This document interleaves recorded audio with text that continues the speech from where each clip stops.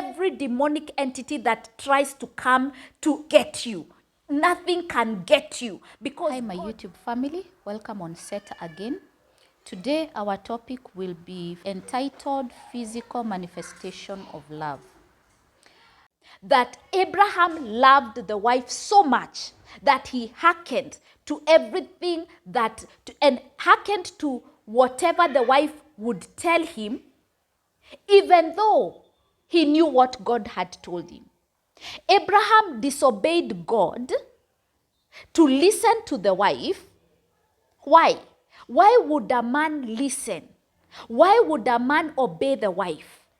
Because that man so much so loved the wife. So much so loved the wife. And he went in unto Hagar, and she conceived. And when he saw that she had, look, because I want us to bring out this particular thing that Abraham loved so dearly, the wife. Now let's continue. First and foremost, he has listened to the wife and kind of ignored or disobeyed God because God had told him, I'll bless you. But now he has hearkened to the voice of the wife. He has slept with Hagar and she conceived. And now let's continue. And when she saw that she had conceived, her mistress was despised in her eyes. And when she saw that she had conceived, she decided now to despise Sarai. And Sarai said to Abram, my wrong be upon me. I have given my maid unto thy bosom. And when she saw that she has conceived, I was despised in her eyes. And the Lord judge between me and thee. You see, now Sarai has realized her mistake. And now she's gone to the husband again, lamenting or complaining. And Abram said to Sarai, because here the topic of today is love. The physical manifestation of love between a husband and a wife, between a man and a woman. And Abram said to Sarai, behold, thy maid is in thine hand. You see, Abram has taken her as a wife. He has slept with her. She has conceived. But to Sarai, you are my wife. So she is still your maid.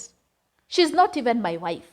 Even though she has conceived, I do not recognize her as Abraham as my wife. But Abraham said unto Sarai, behold, thy maid is in thy hand. Do to her as it pleases thee. And when Sarai dealt hardly with her, she fled from her face. You see, Abraham is telling the wife, she's still your maid. Even though she has conceived, she is still your maid. You are my wife and my only wife. This is what we are seeing now. You can see how much Abraham loved Sarai, even though Sarai could not conceive. And Abraham has now conceived with a maid. Abraham never recognized this maid as a wife. Abraham still called this Egyptian a maid and Sarai's maid. So by the end of the day, you are my wife whether you conceive or not.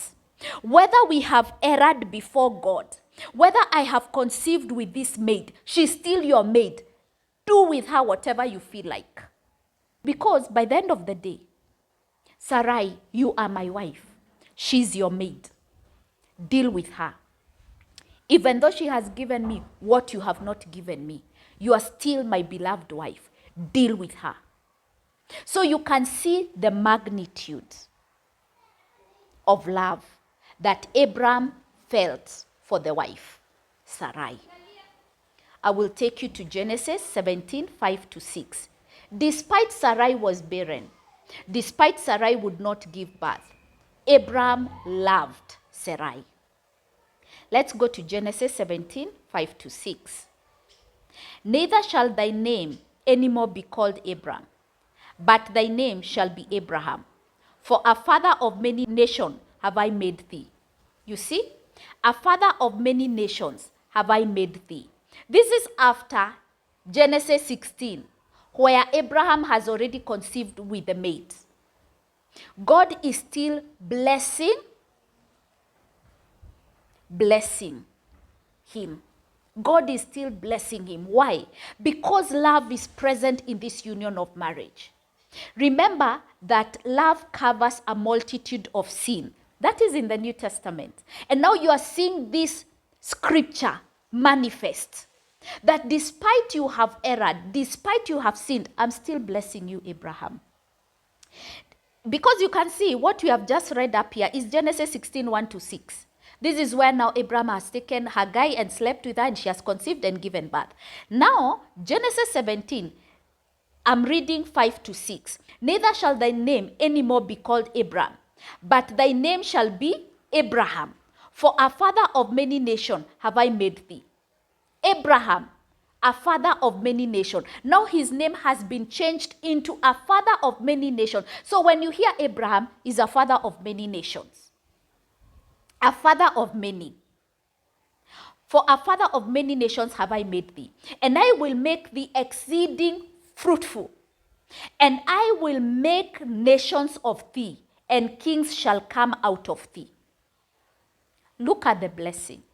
Despite the mistake, despite Sarai is barren, you're still a father of many nations.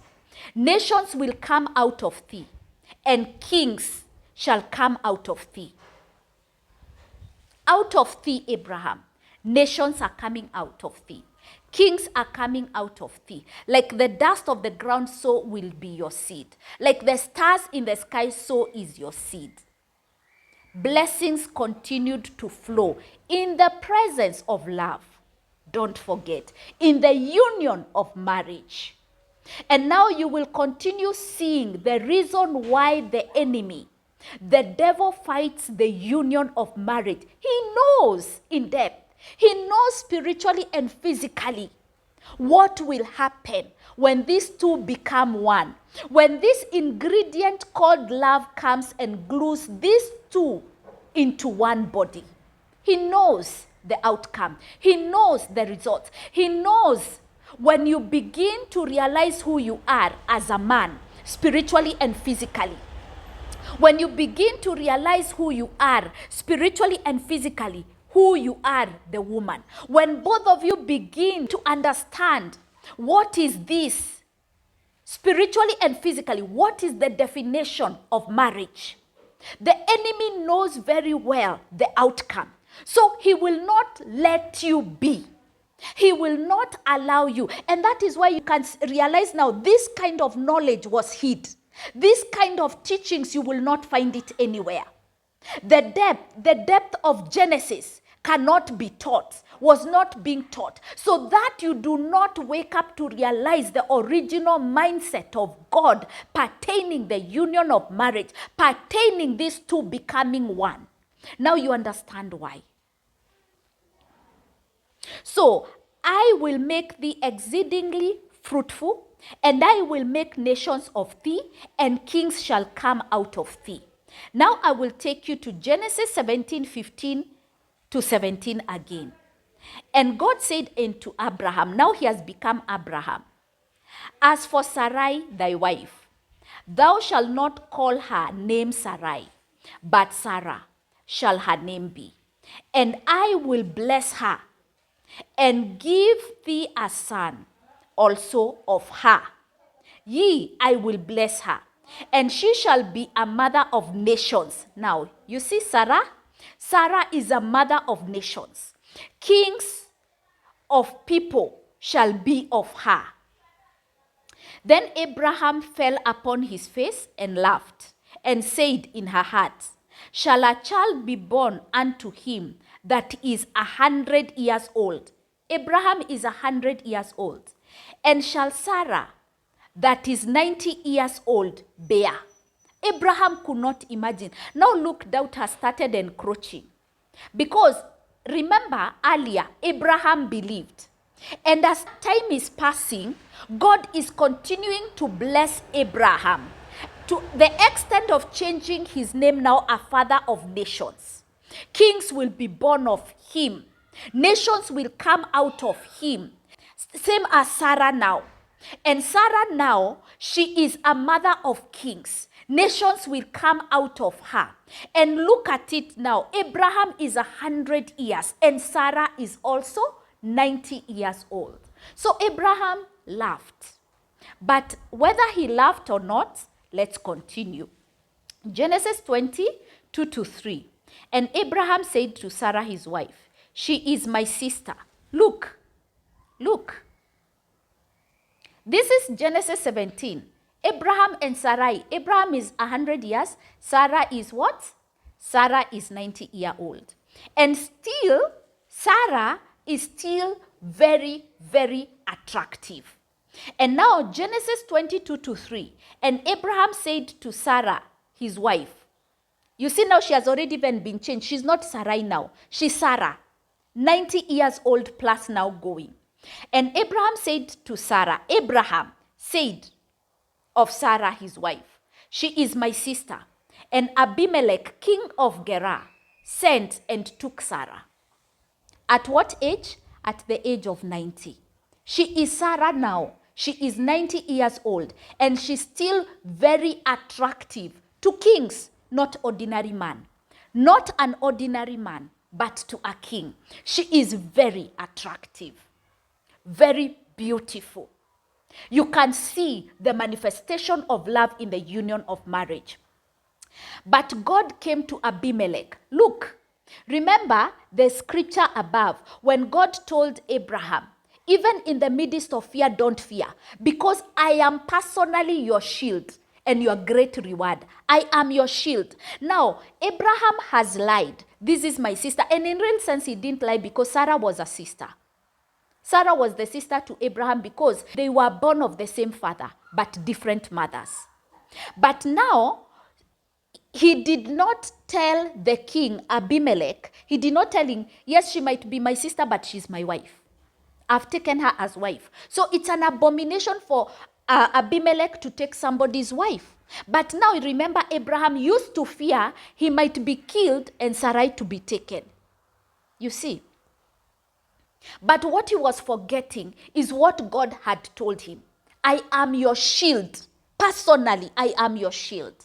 I am your protector. I am your defender. Because a shield, it comes to shield you, to protect you against your enemies, your adversaries, the arrows, every demonic entity that tries to come to get you.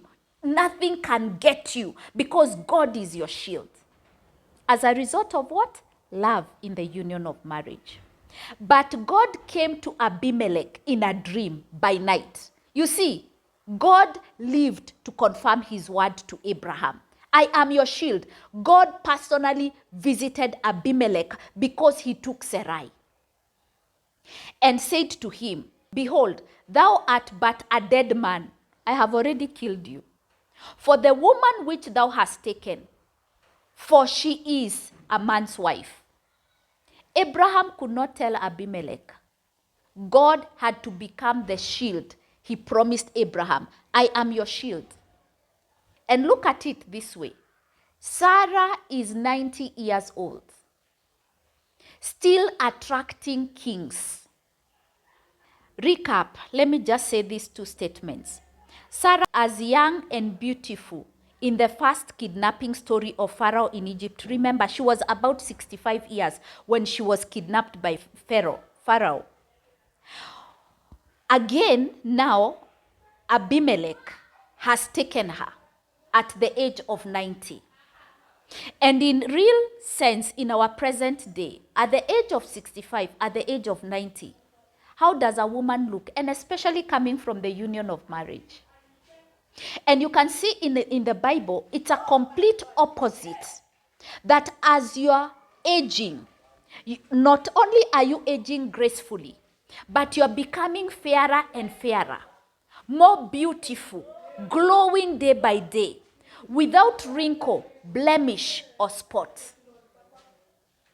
At the age of 90, Sarah was extremely beautiful, not to an ordinary man, but to kings. Kings took notice of her. Yet, she was married. Decades and decades of being in the union of marriage. To who? To Abraham. I will also want to make this statement. 1 Peter 4:8, the one I was just mentioning, above all, having fervent and unfailing love for one another, because love covers a multitude of sin. It overlooks unkindness and selfishly seeks the best for others. Love covers a multitude of sin. Why am I saying that? Despite the mistakes made by both, Abraham, always they kept lying. She's my sister. Despite laughing, even Sarai laughed. Even Sarai lied. Because when the husband told him, when we reach here, you say you are my sister, she would say, I'm the sister. You see? Despite all that, because there was love in this union of marriage, there was so much love. Love covered the multitude of sin. God continued increasing Abraham in wealth, in cattle, in silver, in gold, in manpower. You see, he continued increasing the beauty of the wife. The wife became more beautiful each and every day. Even at the age of 90, she was taken by a king for a wife. That's how beautiful Sarai was. And how rich was Abraham. That the king of righteousness, God himself, the king of righteousness, the king of peace, the high priest of God, meaning God himself, came to Abraham to continue bestowing blessings upon him. Every time God opened his mouth, he released blessings to Abraham in the union of marriage. We go to Genesis 20:12. And yet indeed, she is my sister. She is the daughter of my father, but not the daughter of my mother. And she became my wife. This one, I just wanted to confirm now what I had said earlier. In real sense, it was like Abraham and Sarai were not really lying, because she was Abraham's sister. But what he was failing to say was, this is my wife. So in some sense, he lied. Maybe we can say in present day what we call half-truth. He was giving half-truth. So if he's trying to defend himself, I'm not lying. As Abraham, I was really not lying. I was giving half-truth. So he was giving half-truth. She is my sister. But he's not completing the statement. She is my sister, but my wife. She is my wife. So he was not really doing that. And that is where now God was coming in as a shield for him. Because of the love. Because already this love, this marriage is in line to the will, purpose, and mission of God. This marriage is in operation in accordance to the original God's mindset. Abraham has given the wife the love that was bestowed upon him from the foundations of the earth as a man to give to the wife. And now the wife has become, because you remember, I have said, I've not mentioned many scriptures. Remember how Sarai used to call the husband, my Lord. Is there anywhere in Genesis written that Abraham demanded respect from Sarai? Never. He just gave the love, and Sarai became the love. Sarai manifested the love. Sarai became, after eating, feeding her food, which is love from the husband, she became. She naturally became. She became fairer, more beautiful, more attractive. And that's why you see Abraham had no interest with other women. Even when Sarai gave the maid, the Egyptian, to him, Abraham still recognized this woman as your maid. Do what you feel like.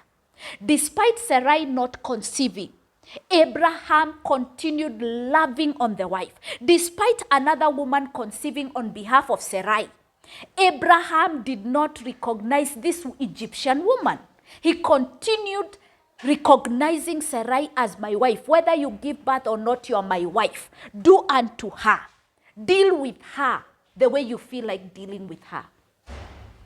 Despite whatever Sarai was, despite Sarai even misleading the husband, there is nowhere written that Abraham reprimanded Sarai.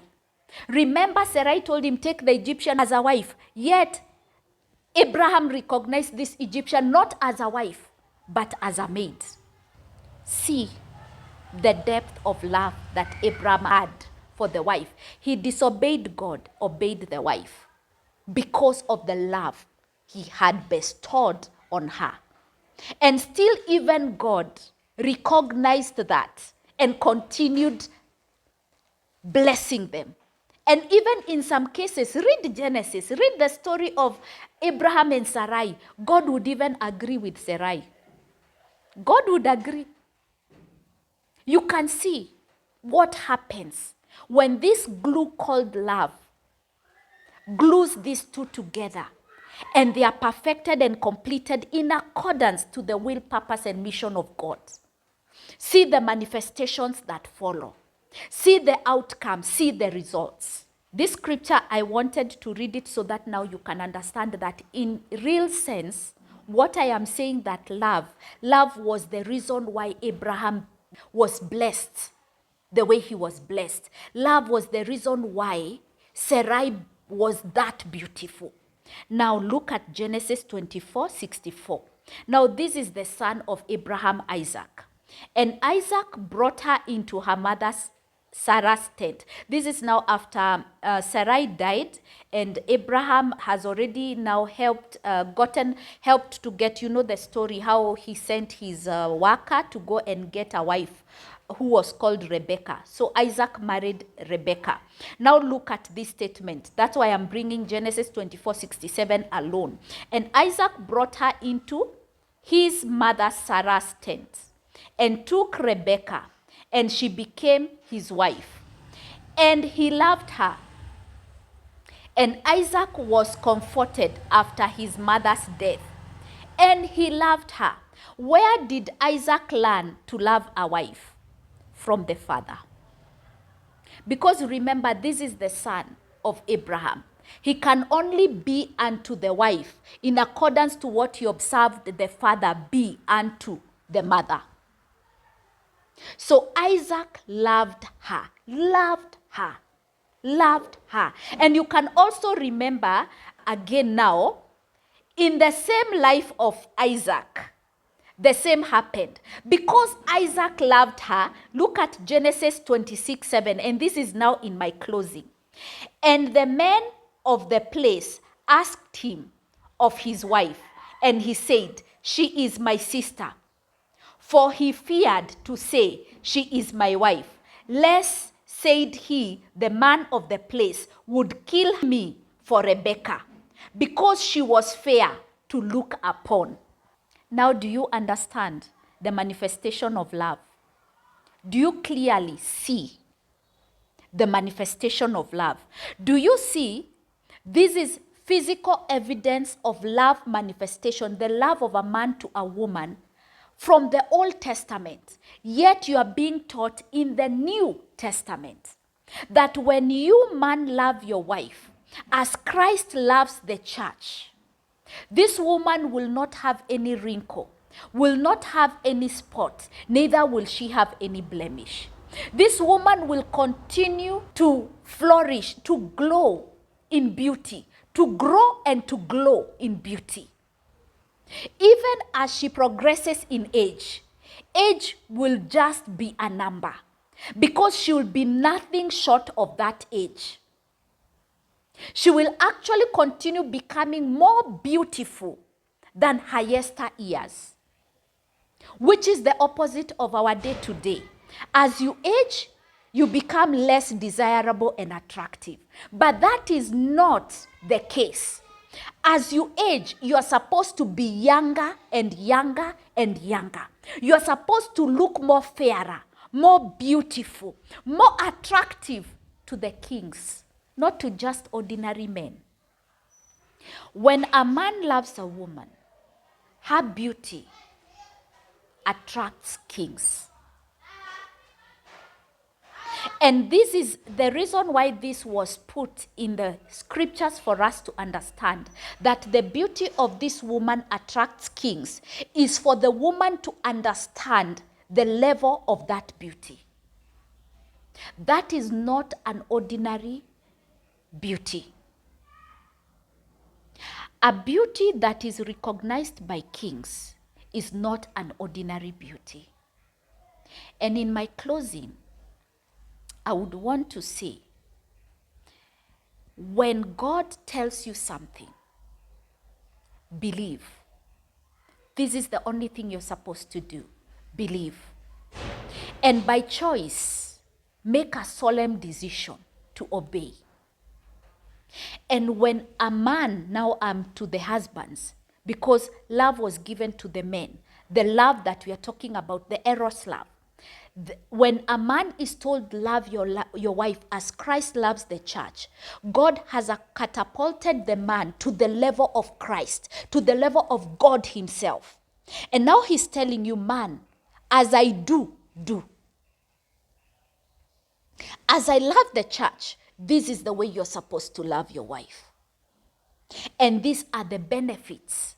These are the physical manifestation of the benefits of what I am telling you as God.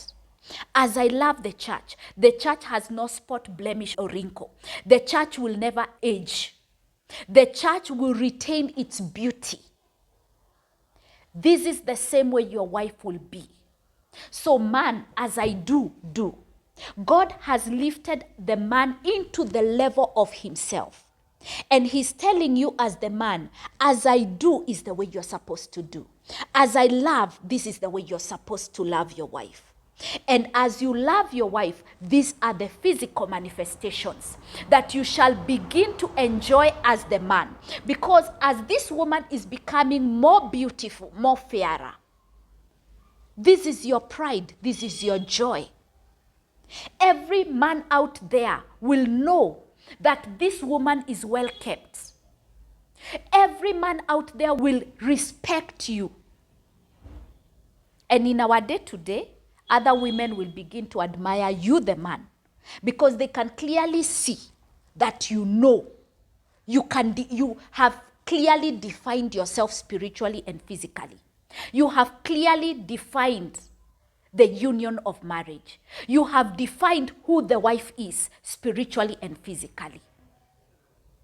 And with that, I come to the close of this topic of today. I hope you have learned much. I hope we are sinking deep now. You are understanding clearly why the enemy fights the union of marriage, why it is very important to have the ingredients called love in the union of marriage, and why I have consistently continued saying that love is the glue that glues these two as one body. And also now, from where we are, you remember that love never ends. Love never dies. It never ceases. It can never stop. And love is the food for the woman to become that which she was created to be. And until next set, it is goodbye for now. And may you continue subscribing. May you continue liking, sharing, watching. You have to watch to be able to like. And I know that the knowledge that is in this platform is changing lives. Marriages will be restored. Those who have walked out of the union of marriage because it was beyond repair, or maybe it was a mistake, now you know better in your next life, in your next union of marriage. For the young ones who are planning to get into this union of marriage, now you clearly understand spiritually and physically what that means. And now, because you will not be entering into this union of marriage in foolishness, you are entering into in wisdom. You will realize that this marriage will be for keeps. This marriage is forever.